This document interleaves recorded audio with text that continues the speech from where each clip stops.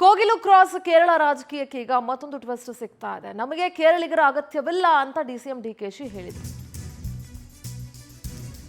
ಕೋಗಿಲು ಕ್ರಾಸ್ನ ಕೇರಳ ರಾಜಕೀಯಕ್ಕೆ ಈಗ ಮತ್ತೊಂದು ಟ್ವಿಸ್ಟ್ ಸಿಗ್ತಾ ಇದೆ. ನಮಗೆ ಕೇರಳಿಗರ ಅಗತ್ಯ ಇಲ್ಲ ಅಂತ ಡಿಸಿಎಂ ಡಿಕೆಶಿ ಹೇಳಿದ್ರು. ಕೋಗಿಲು ಒತ್ತುವರಿ ತೆರವು ವಿಚಾರವನ್ನ ಸಂಬಂಧಪಟ್ಟಂತೆ ಈ ರೀತಿ ಹೇಳಿಕೆ ಕೊಟ್ಟಿದ್ರು.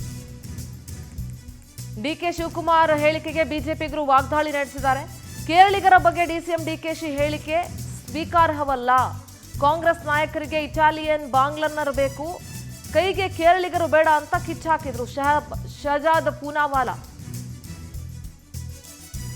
ಈ ಬಗ್ಗೆ ಪ್ರಿಯಾಂಕಾ ವಾದ್ರಾ, ರಾಹುಲ್ ಗಾಂಧಿ, ಕೆಸಿ ವೇಣುಗೋಪಾಲ್ ಏನಂತಾರೆ ಬಾಯ್ ಬಿಡಿ ಅಂತ ಕಾಂಗ್ರೆಸ್ ನಾಯಕರನ್ನ ಶಹಜಾದ್ ಕೆಣಕಿದ್ದಾರೆ.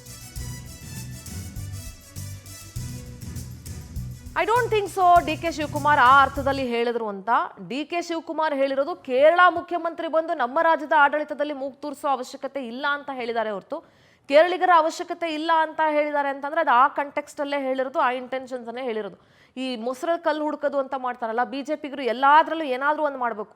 ಈಗ ಅಲ್ಲಿರೋರು ಅವರೇ ಈಗ ಮನೆ ಕೊಡಕ್ ಹೋದ್ರೆ ಅವ್ರು ಹೇಳ್ದಂಗೆ ಮನೆ ಕೊಡ್ತಿದ್ದಾರೆ ಅಂತಾರೆ. ಅವ್ರು ಹೇಳೋದು ನಮ್ಗೆ ಅವಶ್ಯಕತೆ ಇಲ್ಲ ಅಂತಂದ್ರೆ ಹಂಗಾರೆ ಅವ್ರ ಅವಶ್ಯಕತೆ ಇಲ್ವಾ ಅಂತ ಕೇಳ್ತಾರೆ. I don't think so. ಯಾಕೆ ಈ ಶಹಬಾಜ್ ಅವರು ಪ್ರಿಯಾಂಕಾ ವಾದ್ರಾಗೂ ರಾಹುಲ್ ಗಾಂಧಿಗೆ ಪ್ರಶ್ನೆ ಮಾಡಿದ್ರೆ ಓಕೆ, ಡಿ ಕೆ ಶಿವಕುಮಾರ್ ಅವರ ಮಾತನ್ನ ಪ್ರಿಯಾಂಕಾ ಗಾಂಧಿ ಅವರು ಕೇಳೋ ಅವಶ್ಯಕತೆ ಇಲ್ಲ. ಬಿಕಾಸ್ ಡಿ ಕೆ ಶಿವಕುಮಾರ್ ಕರ್ನಾಟಕದ ವಿಚಾರವಾಗಿ ಮಾತಾಡ್ತಾ ಇರೋದು. Our chief minister elected, we definitely will take action against all those. So what is the interest of Kerala and Karnataka? What is the interest of Kerala and Karnataka's Kogilu, sir? We don't want any Keralites. Our chief minister, let him do his job. We will do our job. We have collected, we definitely will take action against all those. So what is the interest of Kerala and Karnataka? What is the interest of Kerala and Karnataka's Kogilu, sir? We don't.